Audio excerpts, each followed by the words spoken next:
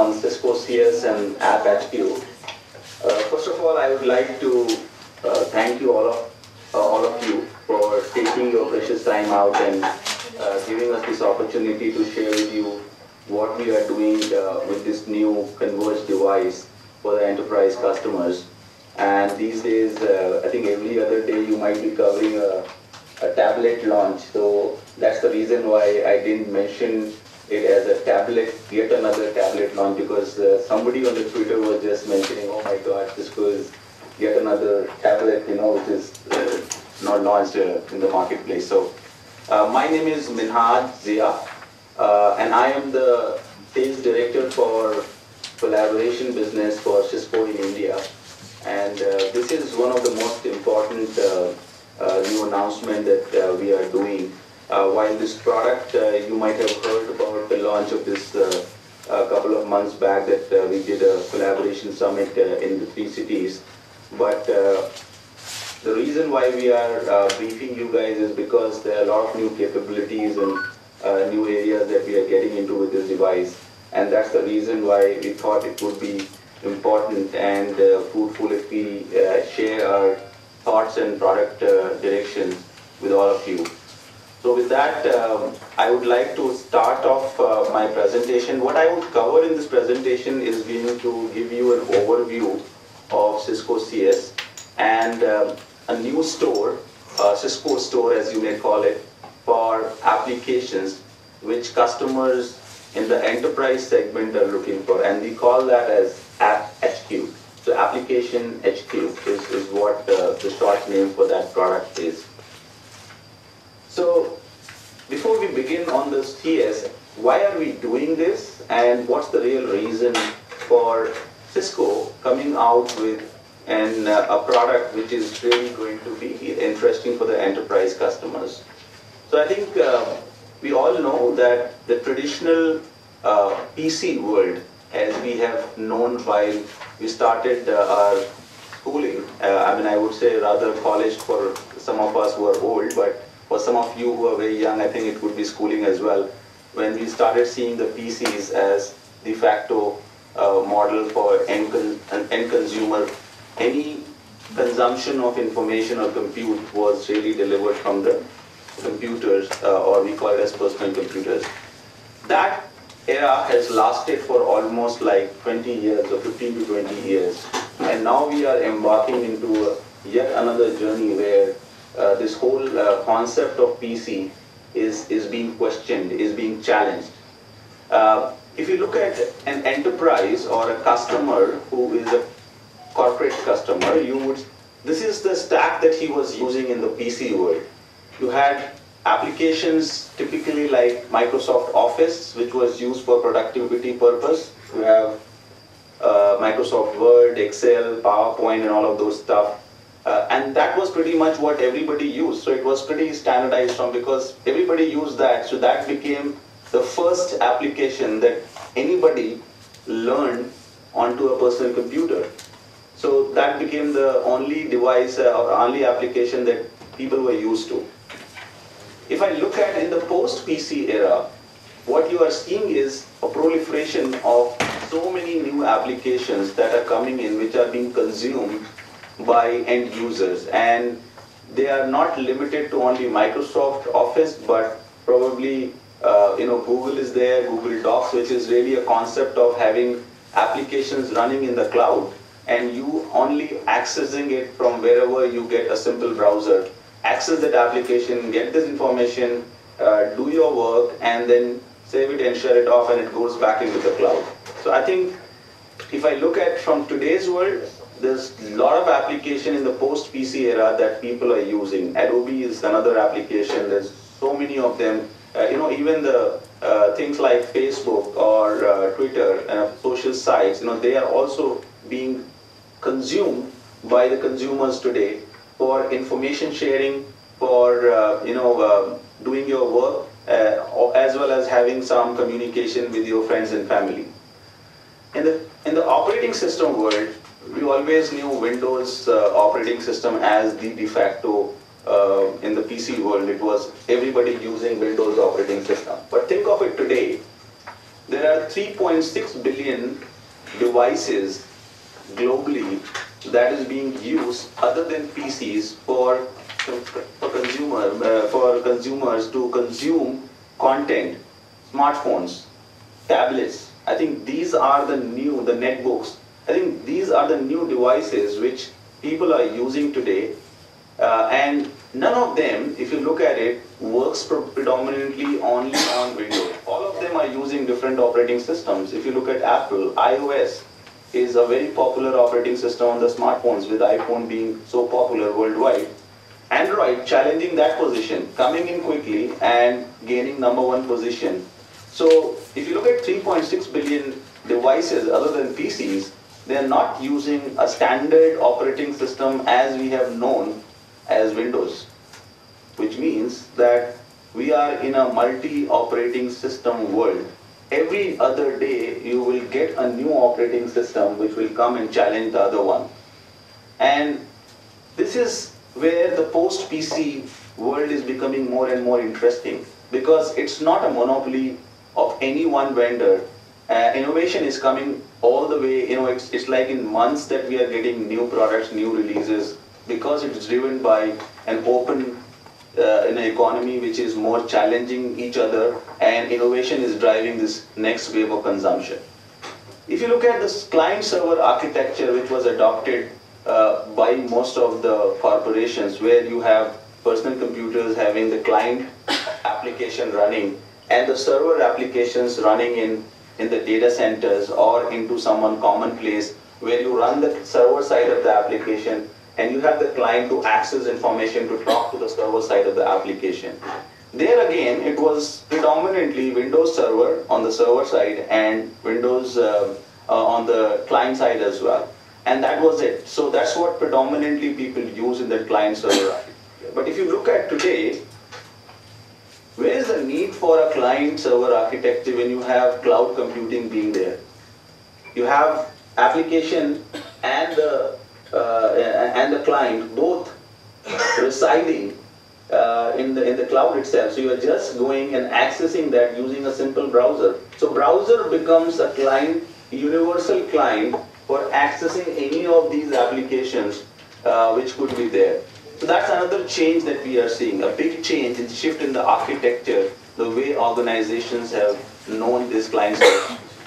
And there again we have lots and lots of choices. Linux doing wonderfully well, Google in the cloud operating system, they are evolving, Apache, even Windows Server is one of those. So it is no more about one single stack of applications from one vendor that's actually defining this post-PC world. In fact, this whole concept of post-PC world was coined by a gentleman by the name Ray Ozzie. He was a CTO at that point in time at Microsoft, and he said that the whole personal computing business, as Microsoft sees it, is going to be challenged with this new model, or which we will call it as post-PC era, where cloud computing, where access on the different devices is going to become a reality. And devices again are no more just standard PCs for accessing content, because now we have got hundreds of new devices. We have got tablets, we have got smartphones, and there again so many choices, so many smartphones. And all of these devices can essentially access information. They're all connected to high-speed internet connectivity and gives you secure access back to your, and some of these devices are communication devices combined with information and compute devices.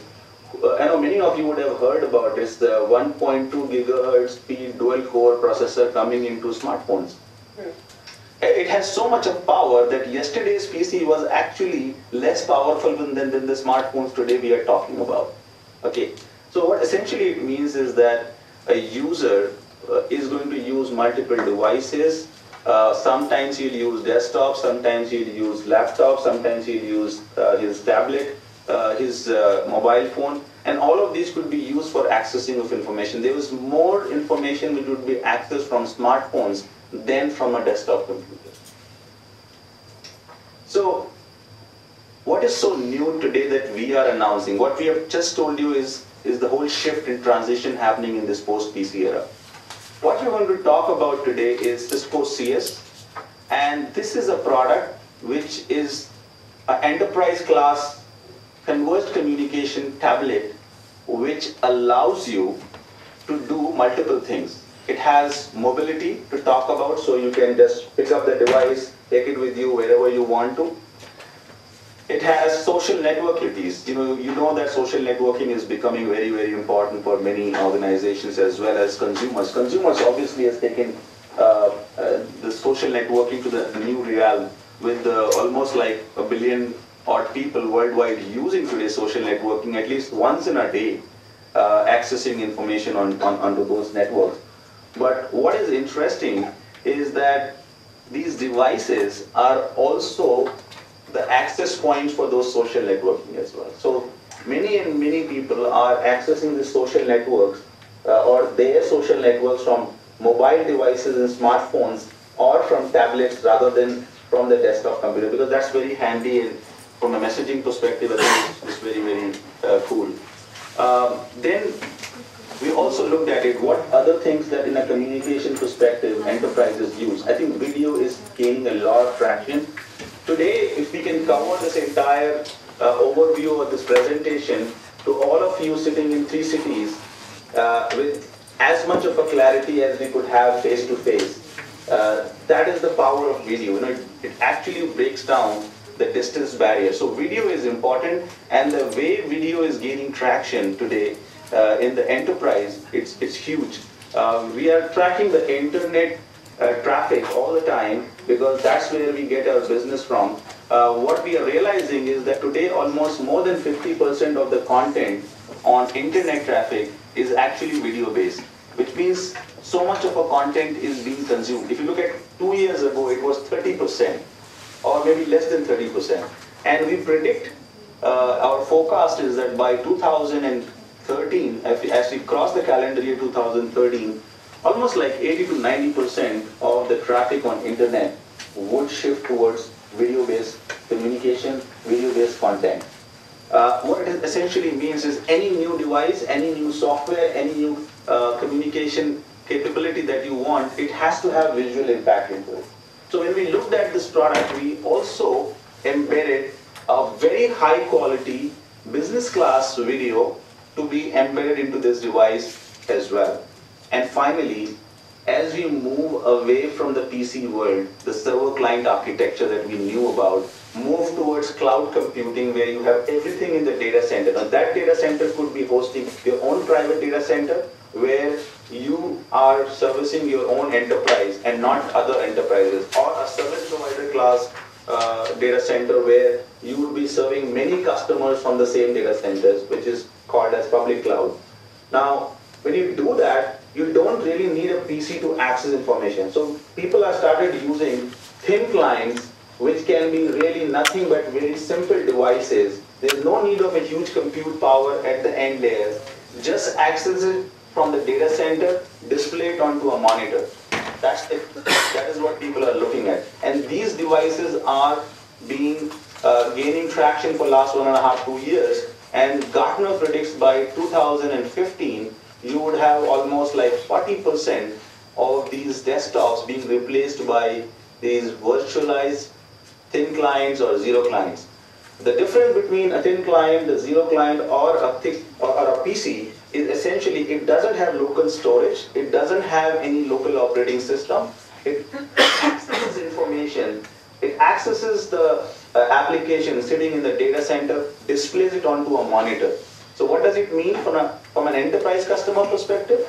Huge difference to them. Now they don't have to have huge manpower in each of the branch offices or local offices to manage these desktops, to patch them up when the new operating system patch comes up, or to put antivirus, because virus and security threat is huge today. It can really cripple an enterprise as well. So how do I remove those maintenance costs, those efforts that I need to continue to maintain, provide SLA to the end user so that his desktop keeps running and his business keeps running.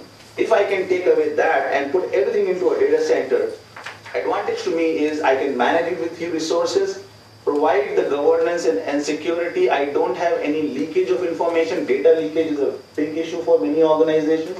I move all that troubles away from the end user, away from the branch locations, and put it into a secure data center where I have expert resources to manage and play with it. So I think virtualization is that key. Now with this device, when you're talking about, you have to think about how do I provide a complete replacement of a desktop. So I need to have a virtualization client also embedded into it so that it can act as your virtual client, a zero client or a thin client into the same device as well. So I think that is something which we are trying to do. And apart from that, a single platform for communication, for collaboration, and for computing. So these three key areas combined together to give you a very, very powerful device which can help you solve multiple problems that an enterprise was facing. Then you also look at it, the way software is being distributed today. Is it the distributors, the physical brick and mortar companies like erstwhile in a PC world, you go and buy the CD of the software, load it, and that's how. But most of the software distribution today has shifted from that model.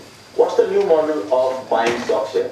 It is really going to the store, downloading whatever you want, pay it upfront there, whatever you want, and it is on within few minutes, if not seconds. I think few minutes, you download that application, it runs on your device. There is already 10 billion plus downloads from Apple Store that is taking place today. There's crossed 10 billion downloads already from that store. What it means is the whole concept of accessing applications or buying applications, the whole model has changed.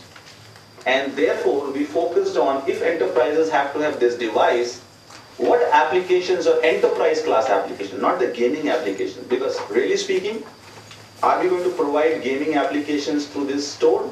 We are not interested in that because we are focusing only on the enterprise customers, on the corporate customers. And their interest is not in gaming. Their end users might be interested in gaming, but they are not interested in gaming. They are not interested in non-secure applications, applications which can have malware or spyware which can get into their organization and really break havoc in the organization. So I think when we look at from an enterprise perspective, we need to have a different model of distribution, similar to what the consumer model is, but more secure, more tuned to provide those applications which are relevant for different verticals, different types of customers, but those customers which are enterprise customers or corporate customers.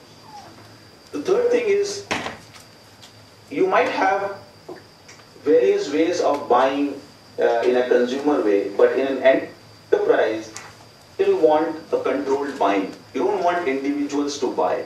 Many a times you don't allow individuals. How will you pay them? If I want to download an SAP application, just for example, let's take that. If I download it, do I pay for that cost as an individual? If I pay for that cost, how do I account it into my enterprise? How do I make sure that my purchase department is able to raise a purchase order against it, make the payment against it? How do I get reimbursed if as an individual I do that?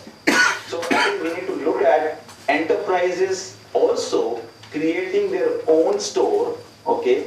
They buy the application from the enterprise companies or software companies that they are providing, downloading it from the app store, creating their own store, and then allowing access to this store to the individual users and get those applications which are relevant to an individual user, depending on their role in the organization, depending on their department, and they can cross-charge that department for that particular application. So I think we have also got an App HQ manager to be able to manage this private store for an individual organization as well, so that the buying model suits the enterprises rather than an end consumers. And finally, we are seeing a lot of momentum around the world, and we'll probably share some of the experiences that we have heard, feedback that we have heard from end customers as well. So what essentially is CS? It's more than a tablet computer. It provides you full compute capability with desktop virtualization, which means I have my desktop running in the cloud into the data center and access it from this device I can connect, there's a monitor port over there, HDMI. I can just simply connect using an HDMI cable, a monitor, and that's about it. The moment I can connect a keyboard, there's a USB port over there. I can connect a keyboard, I can connect a wireless keyboard using Bluetooth or a mouse as well. So there's everything embedded into this base station that you are seeing here, which allows you to make it a full-fledged computer, and you can get the entire performance what you are looking at from computers today. That's first. The second thing which we are looking at is providing more than the compute device. So what is more than the compute device? We are looking at providing a telepresence. This is what telepresence is all about. What you are seeing is a real life like picture, high quality audio and video. We want the same capability to come into this device as well. So I want a very high quality video and interoperable with this kind of devices. So that if I am not in this room, I am somewhere outside, I use this device to connect to this room as well and share with all these people from this device my thoughts in the real life scenario. So that's something which is important. This is what a device provides. More than communication device. Why? Because it provides you full collaboration capabilities. When I say collaboration capabilities, the new social networks, new social software capabilities, networking capabilities. We want all that also available natively on it. So we have our enterprise class social software, which is beyond Facebook and your Twitter and all of those things, which is secure, provided for the enterprises, make it available on that so that they can have the same experience that they're having in the consumer world, but more secure, policy driven from an enterprise perspective. So has social networking capabilities, has web conferencing capabilities. I can log into WebEx. I don't know how many of you know about WebEx, but it's the web conferencing platform, a hosted service that Cisco provides to customers. And you can connect anytime from this device into a WebEx meeting. Presentations which are being shared there are available on your device. You can share presentations, you can schedule these meetings. So you can really collaborate with people while you are on the move or sitting in your office at your desk in both the scenarios. It's more than a consumer device. Why we are looking at enterprises alone? Because enterprises' needs are slightly different than consumer needs. We don't want gaming consoles. We don't want access to Facebook so much in the enterprise work environment, but we are concerned more about the security aspect of it. How do I ensure that the security is enterprise grade? It doesn't allow any malware to get into the system and destroy the intellectual property that I have built into my enterprise. I don't want anybody to access information of my enterprise and use it against me. So I think those are some of the concerns which we have to address. Therefore, we have to build enterprise-grade security into it, quality of service, because that's important for delivering voice communication, video communication onto it, and manageability and support.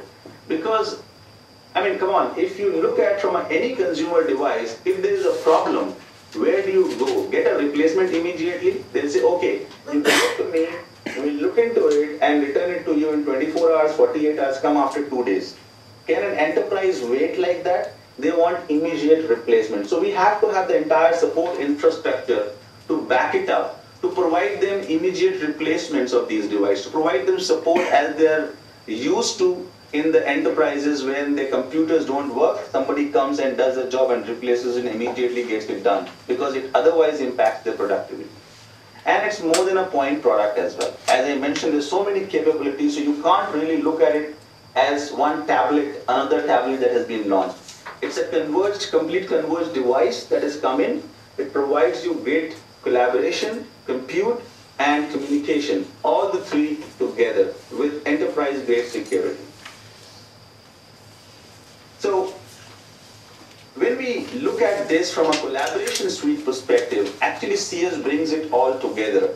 So you would have heard about Cisco being a market leader and leading this entire innovation in the IP telephony space. When we launched this 10 years ago, we completely disrupted that market, and from the erstwhile telephony systems in the offices, now we are seeing more and more people using IP telephony in their offices. So Cisco Communication Manager is installed in India for more than 700,000 users already. Worldwide, more than 30 million users are using Cisco IP phones.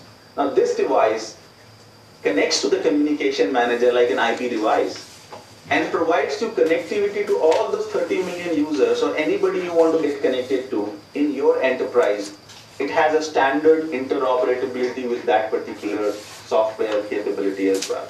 So I think that gives you an idea. If you bring in an iPad or if you bring in a Samsung tablet or anything of those sort, if you connect it, it will not act like an IP phone because that's not the device it is meant for.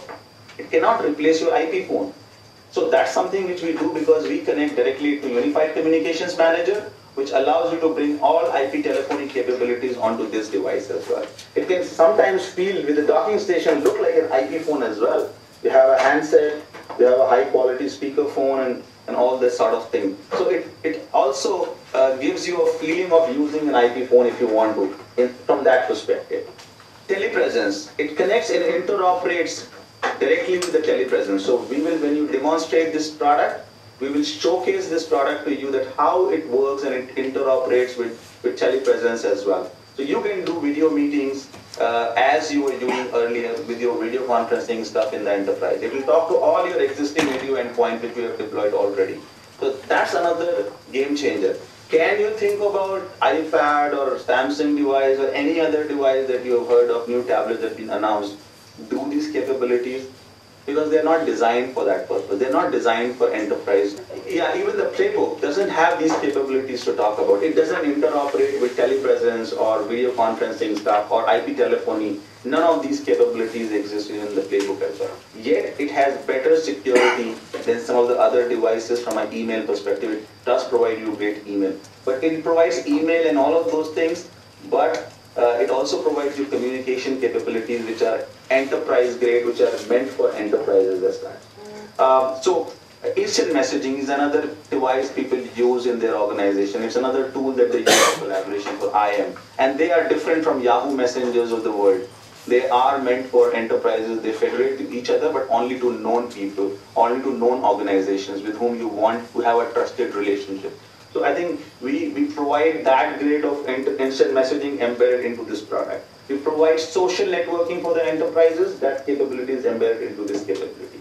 We provide desktop virtualization. You can use it as a virtual desktop. This provides that capability. So all these capabilities are being put together into this particular device. Now, talking a little bit more as to what does the enterprise grade security mean? Few things to note about. If you look at it from a hardware security perspective, you have a secure credential storage. You store the digital certificate of an individual user. You have a hardware-based cryptographic acceleration engine, which allows you to encrypt everything that you are communicating over here. So that's one level of security. The second level of security you can think about it is mobile security. For example, this device, if it is lost, if it has all the information about the enterprise, it is lost, what do you do? So you have a capability to do remote wipe. Sitting from your office, the IT manager can simply remotely wipe it, the entire data which is there over the air. It can actually... Why would you want to do that? The data resides in the cloud any which way. Right? Some of the data you might have still, for example, the contacts and all those you might have downloaded into it if you wanted to. Okay, by users you might have also downloaded a few documents. You might have done that. It is not necessary that you can't. What's the storage capacity for that? 16 GB. 16. So you might have few documents which might still be, or a digital certificate itself. When you have downloaded a digital certificate onto it, the digital certificate also could be stolen. Which gives you access to the data on the cloud. Exactly. So you might want to securely wipe it out remotely so that it cannot be misused. Why go with Froyo though, over Gingerbread or any other version of Android? What's the reason for choosing Froyo? So I will talk about that. I think those are question and answer sessions because we have not come into that level of presentation. So these are some of the capabilities. If you look at, you talk to any of these IT managers, they are paranoid about these capabilities. They want these capabilities to be there. Otherwise, what they do, okay, you want to bring in your own device, you want to bring in your iPad, I will give you access to only two things. Internet access, email. And I'll keep the email server outside my my DMZ, and I'll allow you to get access only to these. I will not allow you to access my intranet. I will not allow you access to business applications because I am not too sure whether this device would be secure enough for you to access all these other applications. They're scared. So they give you access, yet they don't give you complete access. They give you access to only basic minimum capabilities. When they hear about these capabilities embedded and they test it, they realize that this is the capability that they want for their the enterprises to allow access to many more applications which are residing inside your data centers. So some of the capabilities on the mobility side of it supports Wi-Fi, of course, all forms of A, B, G, N standards which are there on campus or off campus mobility. Seamless transition. One of the great things it does is right now it's connected to an Ethernet, let's say in the docking station. It is using Ethernet wired connection. You remove it and take it with you. It uses Wi-Fi. So it's a seamless handover. Even the call is going on without disrupting. You can move on the call. So you can have a seamless handover without disconnection of the session that you established with the application. And that's something which you do. 3G, 4G data services is something which we plan to launch on this as well. We are testing with a couple of service providers today in India. Worldwide, we have done in US with AT&T and Verizon already. So those services will be launched. In India, we're testing with a few of the service providers so that this could be made available as a service in India as well. Another good thing is the battery replacement. I think many people know that some devices don't provide that. Also, not to talk about flash media content, flash player for playing the media content which is flash-based, media station at the desk. I think this is a huge differentiation because none of the tablets have got a good quality media-based station which could be used to provide desktop virtualization, connecting to a monitor, connecting to a keyboard, and all of those sort of things. So all those capabilities comes with this as well, and of course mobile security capabilities as well. Shifting gears, we will quickly move over to the store that we talked about, a powerful application ecosystem that we are building around this for enterprise users, developers, and IT management. These are important things from an enterprise perspective as well. So what we've heard from customers and developers, when they look at a new device to consume and create new content, that's a need. Obviously, they want to have a device which can be used to create new content and consume new content.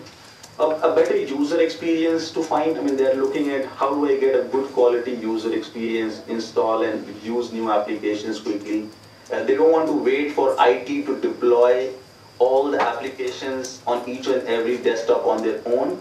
Rather, they want them to be in charge in their own hands. When they want an application, they can download it and use it. That's a simple way of consuming applications as well.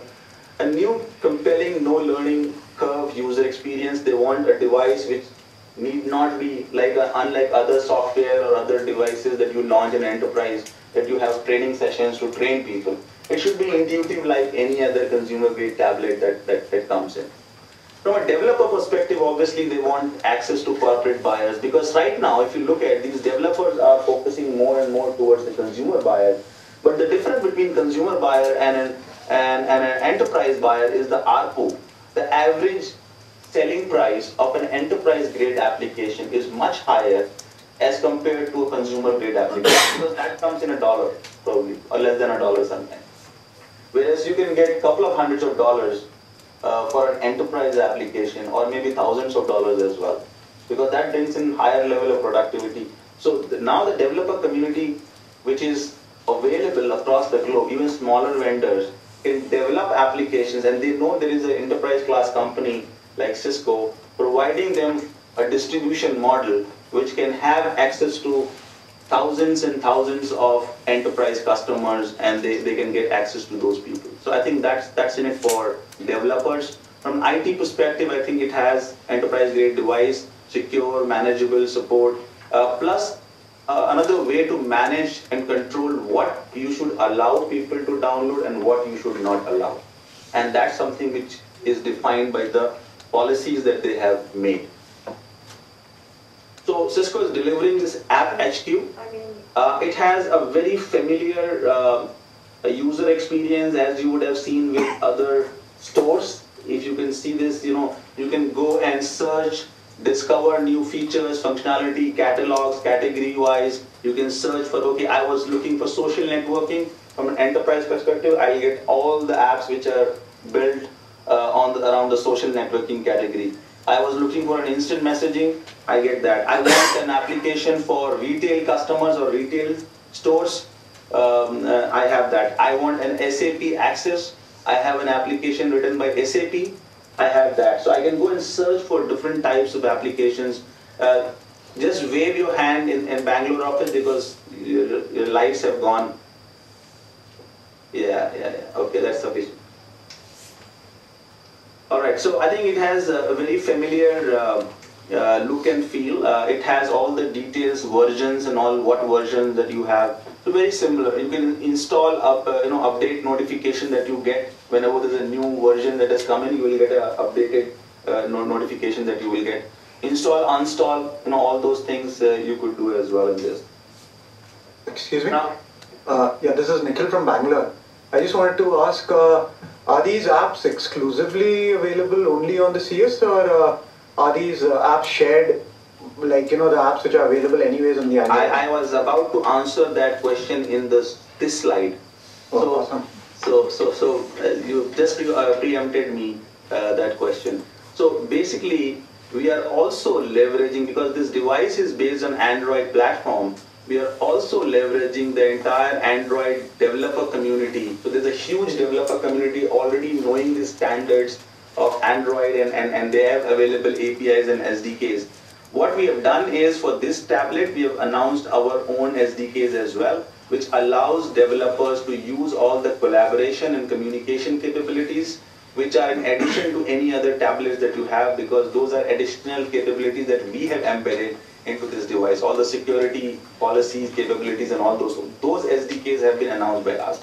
What it means is that developer now has the capability to develop an application, put it, if it is an enterprise class, put it into a store like Cisco App HQ.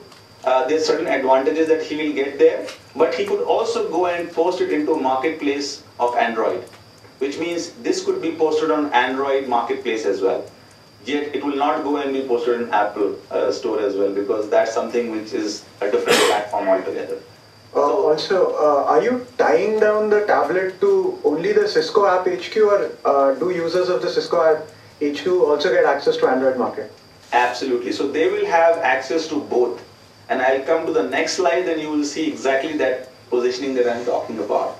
So maybe you are preempting me all these questions, so I'm just going to answer your questions slide by slide. So basically, it's a global, open, expansive developer community that we are leveraging. We have really made this decision after consideration that we need to leverage a vast pool of resources that are already available in the marketplace. Provide them the tools that they need to develop secure enterprise-grade applications, and we help them too in that process. And I'll talk about that. Let me just go to that. And so you have access to Android marketplace, which is open. Okay. Then you have access to Cisco App HQ. Now, what is so different in Cisco App HQ is that once you go and give your app for being posted onto App HQ, we do a lot of validation process. And what are these validation processes that we do? One thing is we test whether the app works as it has been advertised or not. So we test it, whether it works with all the communication capabilities that we just mentioned in our capabilities as well. It works fine with other applications. Does it have any kind of a malware, spyware, any kind of a threat? So nobody actually tests that. We test and validate that whether this software that you're talking about has a potential capability of threatening the device or the enterprise security as well. Does it tinker around with any of those things or what? So I think, so that the enterprises in the end are aware that we are doing our job to make sure that this is a secure application. And developers can be trusted. Otherwise, an unknown developer would never be trusted by an enterprise to allow people to easily download applications and run in their enterprise. So they know that Cisco is behind this. They have tested from a security perspective. It is secure. It does not impact other applications that I am running into this particular device as well. So how it interacts with other applications. So that's a big, big chunk of work that we do with our App HQ. And then the next step is where we allow IT managers or IT of the organization to build their own private store using an IT manager, so App HQ Manager, a software that allows you to build your own app store of the enterprise, where you could post some of the applications, whether they are downloaded from App HQ of Cisco or from Android Marketplace. So those come into, you can bring those applications into your private store and let your users access that private store rather than accessing directly Cisco store or accessing Marketplace. Now with that, I have a question here. Okay, you mentioned the validation of the applications happens on Cisco App HQ, right? In case of Android market, if a manager downloads an application from third-party store, not sure it's safe or not, it has a malware, you have a system of validation there that no, this will not be downloaded? So that is what we say, that if IT wants to be fully secure and wants only giving access to end users to access Cisco App HQ, then you are 100% sure that you will get this. So you can block access to Android Marketplace. As an enterprise, you can set a policy that only IT has access to Android Marketplace. And then forget even Cisco App HQ. You may not give users access to Cisco App HQ as well. Because if he downloads, who will pay? How will you transact? What is the mechanism of doing this transaction? The better way to do it is let them buy the application and then put it into their own store, which is a private store of an enterprise, and let selected users who need this particular application download it so that you can count the number of licenses you are using and pay accordingly, not consume more than what you have paid already, so it doesn't violate your enterprise licensing policy and don't come under any kind of infringement of licensing violations and all those things. So I think that helps. And also, it helps you to know how much each individual is using what application. So you have the entire application management platform available to you as an enterprise. So I think this is what we have covered. Now we move to question and answers, or maybe we proceed with the demo first. So just one question. I have with me Anand Hariharan in Bangalore and Anjit Singh in Delhi. They are the consulting system engineers with Cisco, great champs of the new technology that we launched, and they will share with us in terms of how this device can be very useful to the enterprise customers. Minhaj, we have just one question from Delhi before we can begin the demo. Can you take that? Sure, no problems. Yeah, hi, here. Ashish. My question is, see, I wouldn't really compare it to the iPad and the Samsung. It's a totally different market. But how does it fare against the Avaya Flare? Now, because that is really the market this is in. Okay, so great question. I would give you 5 reasons why we are different in this particular one, and they are fundamental reasons. Number 1, we're talking about compute. So okay. While you say that, can you unplug your projector cable? Yeah, okay. Yeah, go on. Sorry.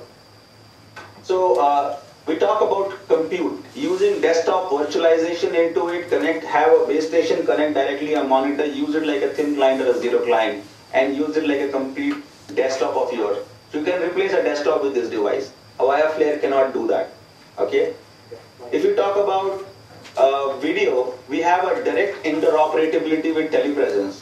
Okay, supports 720p, 1080p kind of a resolution. You can directly connect it to. But isn't that resolution higher? Isn't the Flare higher? Give you a higher resolution because of size, and it's a 11.6 inch no, tablet. So they have a same resolution, but they have a bigger size. That's another reason why we believe many of the customers won't like it, because it doesn't provide complete mobility to you. Because the size becomes too big, you can't really carry it with you and use it like a video device. If I have to use it, I can use it like this when I am traveling or I am doing anything. It's easy. I can probably, if I have a big coat pocket, I can put it into the jacket as well. So that's another reason why we believe, and I can work with a single hand as well with this device. Okay, this device can work with a single hand. So that's another reason. The third reason that I believe this is very different than an Avaya Flare is because of the security that we have embedded into it. The kind of security that we have embedded into it is very different from what Avaya offers. Avaya is more looking at as a desktop device, not as a complete mobile device. Okay, and we are looking at as a complete mobile, desktop, as well as in between whatever you have, so that you can use this device. Then finally, I would give a App HQ example. They don't have any app store. Where do users go and use this device for? Only Avaya applications? That's not very interesting for many organizations. Okay, so I think there are some reasons why we are very different in positioning. We have a complete ecosystem, and finally the price. This comes at 1/3 the price of what Avaya Flare is being actually positioned at. What are you pricing this at? Sorry? What are you pricing this at? At about a street price of about $700. So, but this, does it include the PBS dock and the... No, so if I buy the dock as well, it would, with the docking station, I can sell it in $1,000. That's a street price that we are looking at. This is available now in India. It's very much available. And so almost $1,000 is with the base station, $700 with this without the base station. You can buy without the base station as well. One question from here. I want to know if this is something that you provide as a part of your converged network infrastructure, or is it something that you sell separately to the enterprises? So, good question, and I think the very reason that we have launched it and tested with all the communication UC solutions that we have is because we want to offer it as an end-to-end total solution to the end customers, and therefore our focus is to go and target customers who are, anyway Cisco, the first target are Cisco customers who are already using Cisco IP telephony, unified communication is already there, they're using it. They want yet another device to meet some of these requirements that I mentioned. Here is a great device, very attractive pricing, take it. So I think that's what the first target is. Of course, we are going and talking to customers who are not Cisco Communication Manager customers. But then we are saying, okay, take the entire package from us, and those customers are also interested to replace the existing old operating PBX systems that they are operating and replacing it with a converged communication system from Cisco. So I think that's another market that we are creating. The device is just one thing, but the whole ecosystem behind it, which provides and fulfills all other requirements, is also provided by us as a solution. So that's another story that we have. Just quickly go into the demo, yes, because we won't have too much time for the demo, and then come back to Q&A. Sure. So can everybody see the projection screen below the Android? Another connected is desktop. So like Vinod said, this is an Android tablet. So there is a tablet in every location, so you can take it in your hands and play around with it. The docking station is not mandatory, so I am using one and Minaj has one just to show you that this can also be docked. And I have to keep it docked because I have connected an external projector to it so everybody can see what I am doing on the screen. So this is normal Android home screen, so I can just have a multiple desktop interface. Somebody asked why Android 2.2 and not 3.0.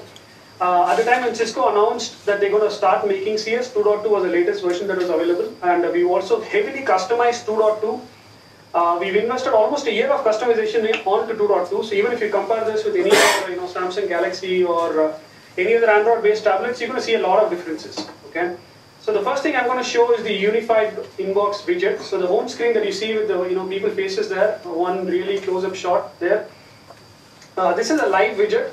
So this will actually unify my emails, calls, which is voice messages, my SMSs, or my calendar requests. So it's going to give me a unified view of all these things. So I can show you the widget on the desktop, and this is the app. So for example, I've selected Balaji. So the first pane is the email pane. These are the emails that I've exchanged with Balaji. Then I have calls. I don't have any calls today. I also have some calendar events that I have with Balaji, right? So this is from one user perspective. I have a unified view of my email, calls, calendars. So this is again completely new, not out of the box Android feature. The next one, like Minaj said, this device registers with Cisco Unified Call Manager, which is your IP telephony brain or the centralized server for IP telephony. So this can register as a normal telephony endpoint with the call manager. So what happens when you register as a normal telephony endpoint? You pretty much carry your desk phone along with you wherever you are, right? I don't have to sit in front of my physical phone to make calls. So this is a full-fledged desk phone. So I can dial anybody from here. So I'm going to first of all dial Delhi office. So Anjeet, I'm going to call your CS. Yeah. We all the same. Actually, I'm calling Minaj the CS. Sorry. Yeah.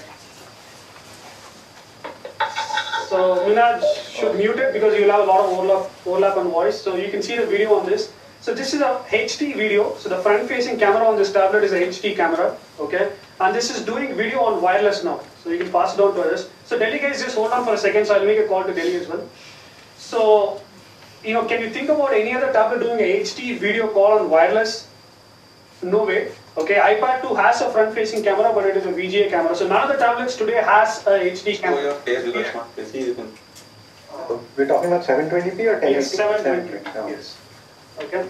So this can do again the 720p, true 720p over wireless. It can play back 1080p. For example, if I'm joined to a telepresence session which can, transmit 1080p, I can play back 1080p on this.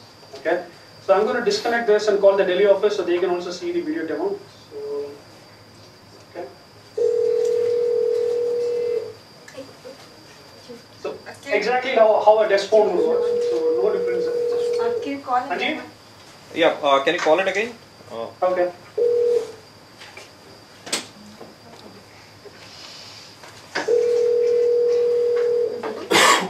Yeah. Yeah, I've muted myself. So again, Delhi guys, this is the video. So I just told you how the video works. So you can pass it around and you can see for yourself how it works. So pretty neat experience when it comes to video calling. So at a $700, $800 price point, if you can get a HD video device, right? I mean that is a killer value prop. That in itself is reason enough, for people to choose this tablet over anything else. So that's the phone app, right? This is not out-of-the-box Android app. This is Cisco app. I also have my contacts here, which is synced with Exchange. I also see the presence of my contacts within the same window. So that is pretty neat integration. And if I want, for example, chat with somebody, right? So I can do it from here. I can say, oh, I think I'm calling you. I'll go to the chat app. So this is the instant. I think I placed it. Go. Hello. Hey, Praveen. Sorry, Praveen. I was going to do I am with you. I call you by mistake. So I'm going to. Oh, yeah. No problem. Yeah. So this is the instant messaging app. So this is Cisco Jabber, which is soon going to be released across all mobile platforms, but it's already there on CS. So this is a full-fledged, instant messaging integration. So I can go say hi to him. So, okay. So the guys here would have seen I used a keyboard and mouse. So when I'm docked, like Minaj said, this docking station has an external video output. It also has USB ports, so I can, plug in any USB keyboard mouse. Yeah. So I can have a, hi, hello here. Okay. So I can do all this while I'm still on a video call. I don't know why I disconnected that. Actually, I can go back and do a call again with Minaj. Yes. Minaj, can you pick up the call again? And I'll mute you again. Yeah. So I'm still on a call. So you can see the tab on the top right. That's a timer running, and he can still see me. I'm still transmitting video, and at the same time, I can have IM conversation with anybody else. Okay. Clarity of video. Okay. Not just that, I'm going to keep the video running for the rest of the demo, and I'm going to do everything else while I'm on a HD video call, right? So I don't think you can even do a Skype call, just an audio call on an iPad when you want to do something else, right? So I'm going to go check my emails, right? So these are all my emails. This is not out-of-the-box Android email app. This is again a custom email app built by Cisco. So this again integrates presence, calendar, and everything else into it. This is a Cisco calendar app, again not out-of-the-box Android calendar app. If some of you have ever used an Android phone and if you've done calendar sync, you would know how sucky it is. It's not really great. So we spend a lot of time building a calendar app for Android. And mobile. Alright. So this is Office per se, right? So I can also continue to do the normal things I would do on an Android, which is Gmail, Gtalk, and all other things. So I can do all those things that I would do on any other Android tablet. The next thing is marketplace, right? So we spoke about two different marketplaces. Android marketplace is common, so all of you would have already seen it. So this is normal Android marketplace. I can accept the terms and conditions. So I can download any apps from here because my IT has allowed me to download apps from here. Okay. So like I said, this registers as a phone with call manager, right? the Cisco IP telephony server. On the server, I have specific controls that I can enable, disable for every Cisco CS device. Okay, so I can say, allow Android marketplace access. I can say disable Wi-Fi, enable Wi-Fi. I can say enable SD card, disable SD card. So I can do whatever I want on the server. So each device can only do what their IT administrators allow them to do. Okay, so that's a pretty neat thing. So you can't do that with iPad or any other tablet devices today.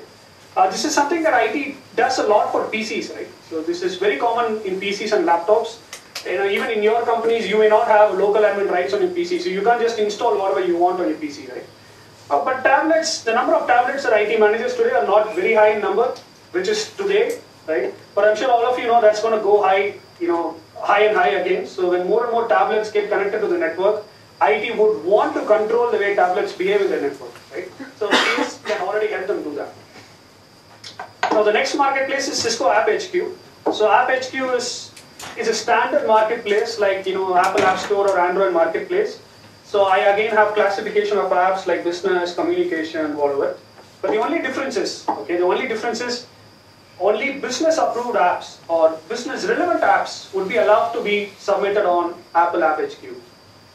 Cisco App HQ. Currently, what's the number of apps, like exclusive apps on the App HQ? We have a couple of thousand apps, that's it. Not many yet. Already. Yeah, most of them are Cisco apps, so yeah.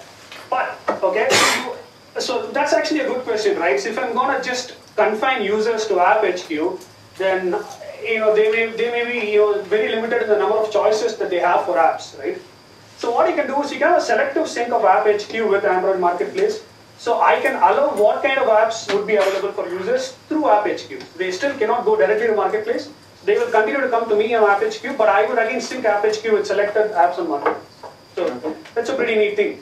And even when I sync, I don't have to select one by one. I can have classification of apps, like productivity apps will be synced, right? So all apps that are listed as productivity category would be synced, right? So that's a neat feature.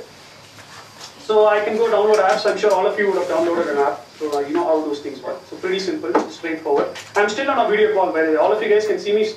Yeah. So I'm not disconnected. Multitasking, yeah, working very, very fine. Video is a high horsepower application.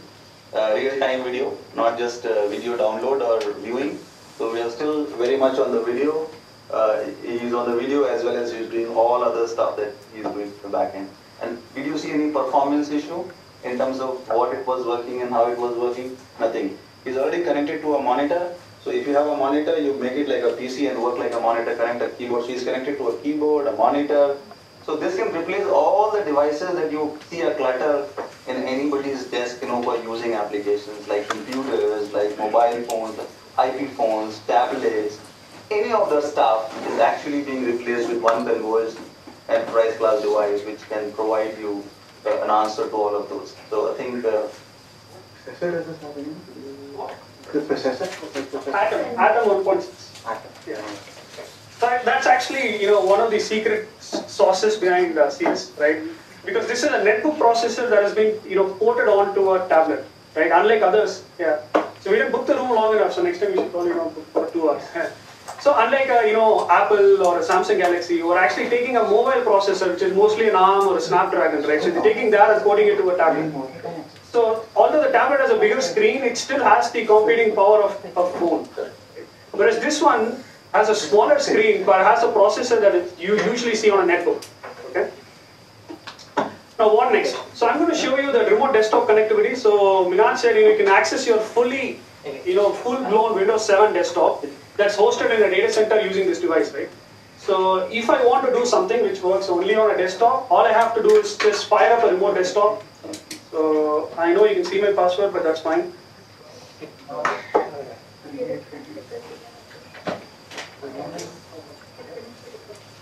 Just small thing. You mentioned you've done a lot of customization for you. What kind of people can share?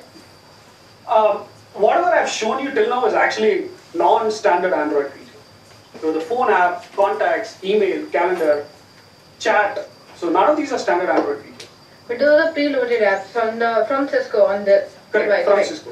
So apart from that, only customization only from the application point of view, or even from the bar or the the functioning of the product you have done any kind of. So what we mentioned was essentially when you say customize the operating system. Basically the Android operating system has been customized so that it works exactly the way we want it to work. Not a standard available operating system and just push it into the machine. Because it may not function for the quality and the capability that we are looking at. So we've done a lot of, not just a UI change, but a lot of additional capabilities that we have brought in as well. Yeah, one example is device encryption, right? Okay. So device encryption is not out of the box Android again. So even if I lose the device... See, now he's accessing his entire desktop on his device, and it is actually a desktop residing in the cloud. So he comes in, he logs in, and he has his computer on his desk. The same Windows 7 that you wanted to use is available here in this device as well. Just a question. Android was only on ARM, whereas right now, so you developed it for x86 out here? No, so we partnered with them to port it to Apple. Oh, okay. A lot of work that we are doing jointly with Intel as well. So Intel and us have very great relationship. We have come into the server business market. The Blade servers that we have launched a year and a half back, and we've already become #2 player in US and worldwide #3 player in the server blade market. And we have developed a lot of joint solutions together between Intel and us. This is one yet another work that we are doing along with them. What about the mobile GPU? Which one you have on it? The mobile radio? The GPU, the graphics processing? I'm not too sure. I'll get back to you. So this is VDI again. So there are a couple of other apps, but I think those are just apps. I'll stop with the demo because I think we're running short of time. So any questions, feel free to ask them now. Now open for questions, please. So first of all, a feedback. What do you guys think about it? Is it something different or yet another tablet?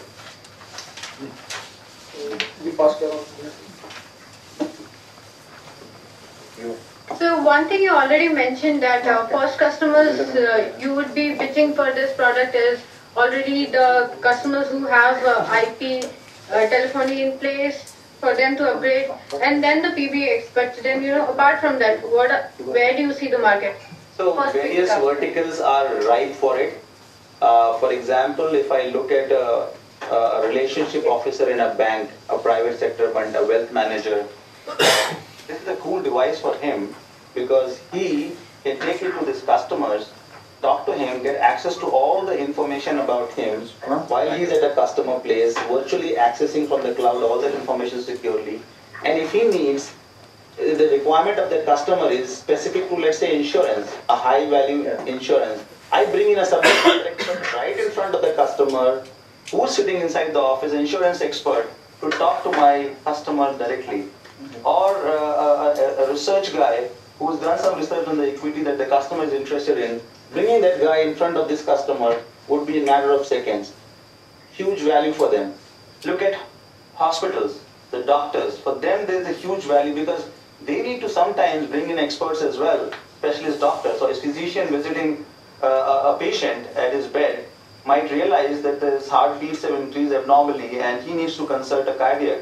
Now the cardiologist may not be in that room, but he could simply, using his tablet, look at the available doctors, presence availability, immediately bring in a doctor on video and have a look at the data, connect to the data points of the ECG and all those things, and send in the data feed as well to have a look at it and give him some suggestions quickly. All these are possibilities that are tremendously valuable for enterprises. Look at another example of manufacturing company. They are running huge plants which have got 24 hours running, equipments, and if any problem comes in, it brings in down the plant functioning and also has a productivity loss.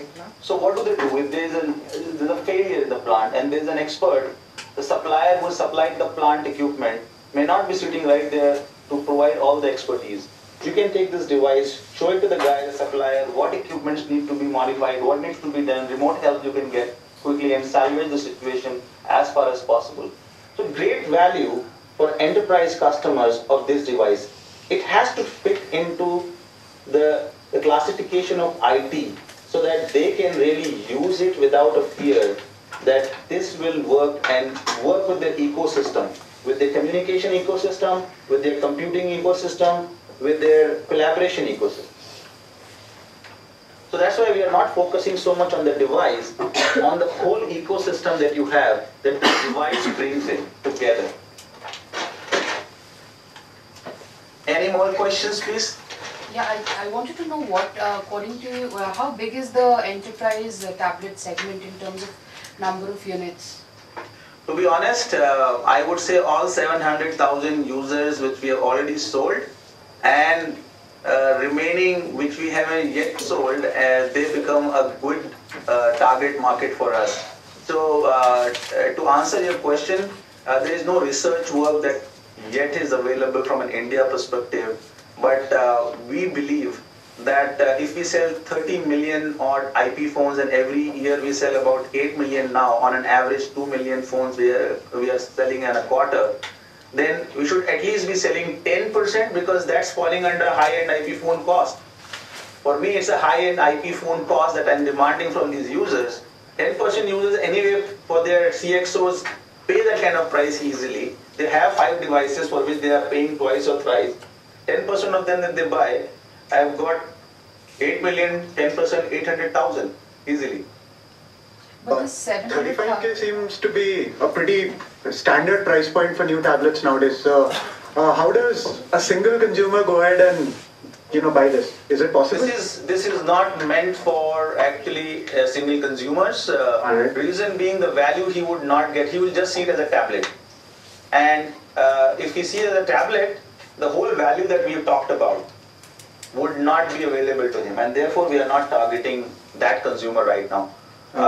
We'll look at in future sometime when we believe that there is something that we can offer to consumers, we can look at it. But right now I think we are not at all targeting consumer market, single users. And I guess BlackBerry just found new customer in youth. Yes. About it, that how BlackBerry was only for the security and enterprises, but youth are taking it more than that. Absolutely, and that shows us some way as well into the consumer market. So, but I think we have to be focused. There are so many tablets that you would be seeing around. We don't want to be yet another tablet, because this is not yet another tablet. Right now, I think the only real competition you have in this market is again the Flare, right? So how do you can call that as a competition? No, whatever. But I don't think iPad or the other ones are in this market at all. So it's not fair to compare with that. Yeah. So how? And this one is clearly better spec than the Flare, memory or battery life, everything. Okay. But what about value? Now. Okay. Only against the Flare. As a solution, as a complete solution. So as a complete solution, we are providing you a much higher TCO, total cost of ownership, in terms of what Flare asks for from a device perspective. Their list price is in the range of $3,000+ for a device which doesn't even have a decent base station, doesn't provide virtualization, doesn't provide that kind of a video capability, interop or social software, any of those capabilities, and they are demanding customers to pay $3,000. Versus probably what I am asking for $1,000 with the base station, or without base station $700. So the value is immediately there in front of the end users to see that what your capabilities that we are delivering and what we are looking at it. So I think they wanted to have a tablet for the namesake or a plate which is there on the table for the customer, but we wanted to have a device which will sell and grow our revenues. And we wanted to price it accordingly, and we wanted to make sure that we bring in a lot more value through all these things. So we don't want to just have a tick mark in the product brochure that we are doing this. We want to really make it a difference to our customers, difference to our business. Yeah, I have 2 questions. One is, do you think tablets are actually being accepted in the enterprise from CIO perspective? Are they seeing it as a robust option? And the second question is, what business apps do you think are gaining the most momentum, in terms of usage in tablets? Okay, so there are 2 questions in this actually. The first question is the acceptability of tablet by CIO there in the enterprise?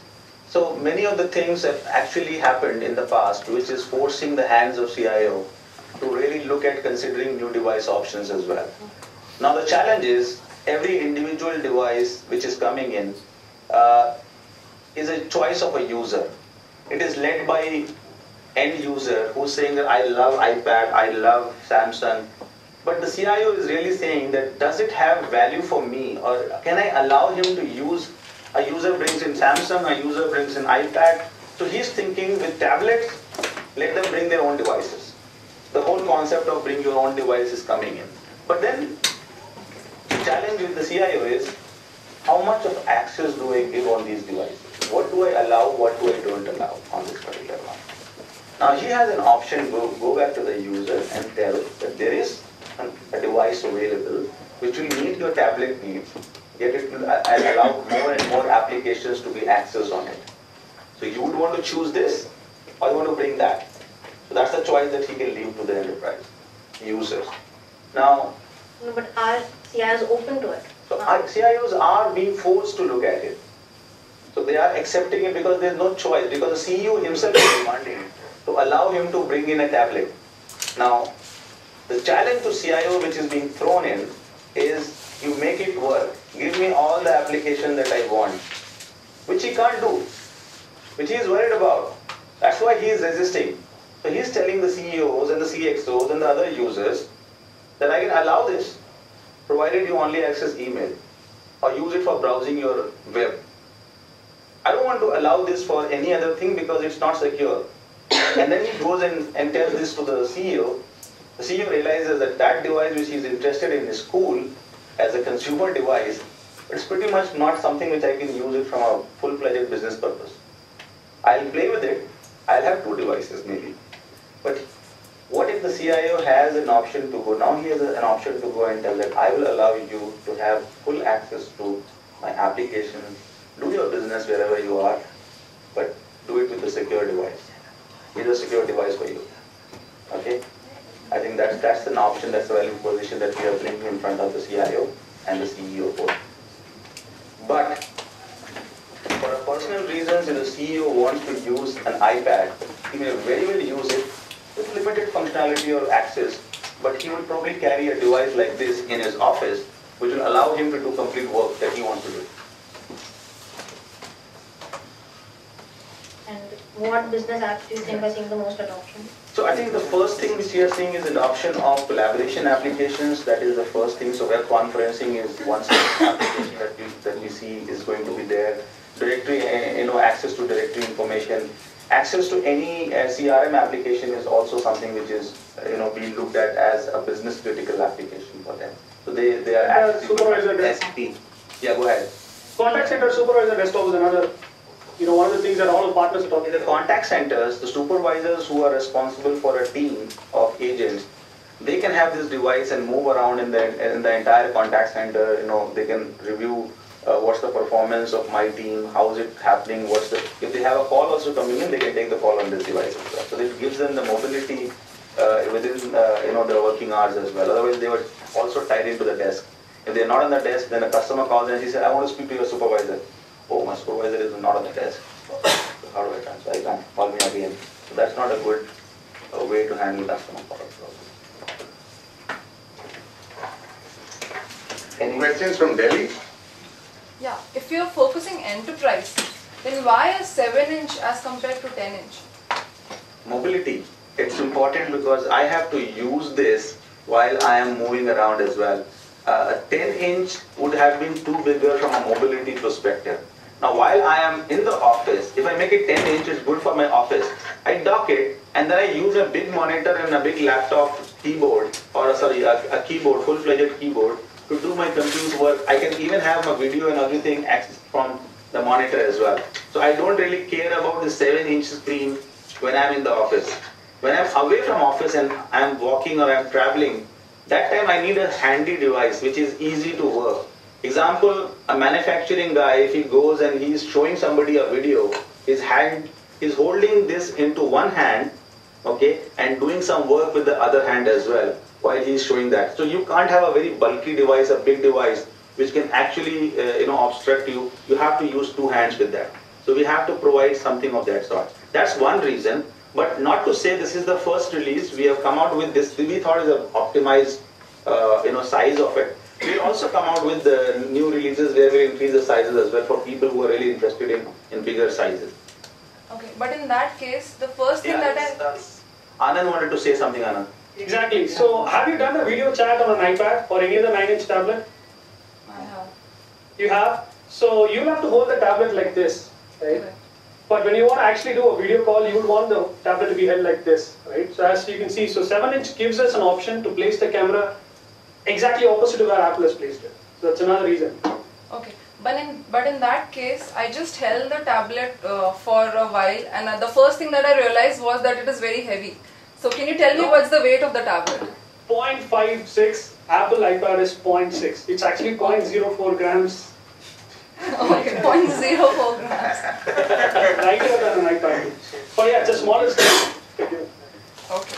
So the other reason is that we wanted to make sure that there are certain specs which we wanted to follow. For example, the drop test perspective, or the other thing was the speaker that we have put into it. So we have put a speaker, a high definition speaker onto this as well. So those are some of the specs from an enterprise perspective that we wanted to incorporate. Therefore, probably the weight is slightly more in a 7-inch perspective, but if you compare really from a 9-inch tablet, it is lighter. Now the tablet, this particular tablet has been around for about a year. Yeah. What kind of success have you seen in the market so far?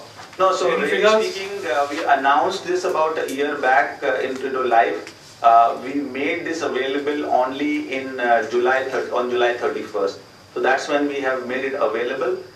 We've already seeing a lot of traction. So first year we are expecting to do good business. I mean, I wouldn't want to speculate here or name any figure here at this point in time. How many devices have you sold till date? I don't have a specific data on that, but I'm pretty sure we've sold at least 100,000 kind of devices or something like that. But I don't quote me right now because I don't have the data. I don't want to put that into. Just a quick check. You said 700,000 units. 700,000 earlier. In India or? So I'm saying that we have 700,000 users who are target immediately for us because they are our existing IPT users. There are 700,000 IP telephony endpoints that we... You asked me what's the market for it. So I said 700,000 users already using Cisco IPT are all potential buyers of my device. And this is in India, right? This is in India, This of is course. India alone. 30 million, of course, worldwide.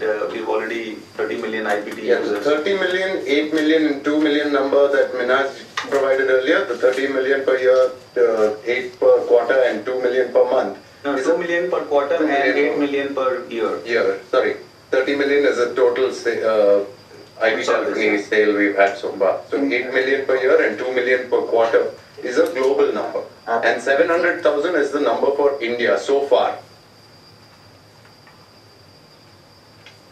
Of course, you are pitching it more on the collaboration and the connectivity side.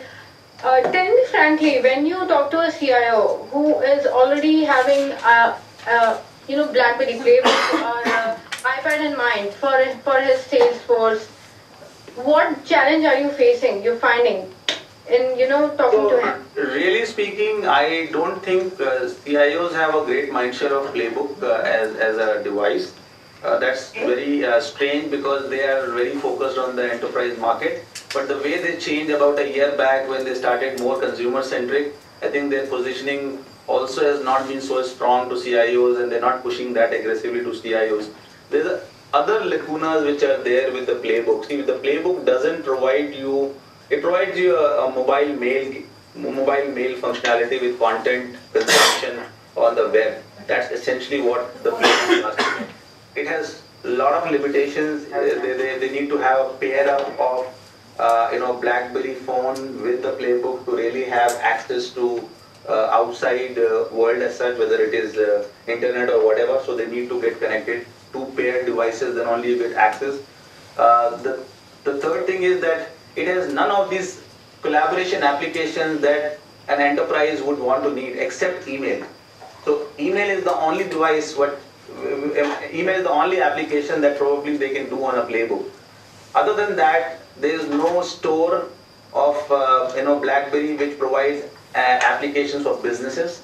They don't have all the applications like SAP access onto this or many of the other applications. So I think there is limited applications from a CIO perspective that he can access from their store as well, the BlackBerry world, because that has become very consumer centric, as you would know. Minaj, you mentioned that it is just the starting, and this is why you are just having a 7-inch right now. So what are the plans? Yeah, we felt the first size probably which is most optimized from a user perspective would be 7-inch. But yes, we are working on looking at various other sizes as well. Now, whether it is going to be 10 inches or 11 inches or 9 inches, that is something which I won't be able to reveal, but within a year we expect that there would be many more variants of this which will be available as well.